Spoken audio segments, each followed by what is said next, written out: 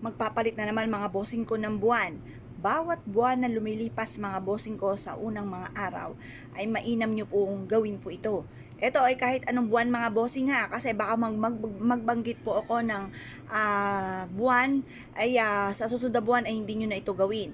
Pwede nyo po itong gawin kada sasapit ang unang araw or kaya po ay bago matapos ang buwan mga bossing, para matuldo ka na, ma-smooth na kung ano man yung mga kamalasan na pinagdaanan nyo ng buwan na iyan or yung paparating na may, para mas maging masagana ang pamumuhay, ay mainam na gawin nyo po ito mga bossing. Ito po mga bossing ko, ang ating bawang. Ang bawang, isa sa mga paborito ko na pampaswerte. Ito po isubok na napakaswerte basta't sasabayan nyo pa na sipag at tiyaga.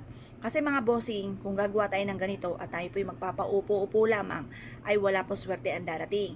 Kailangan po mga bossing ko, tayo po ay kakayod. Kailangan sipag at tiyaga, double time sa pagkayod mga bossing.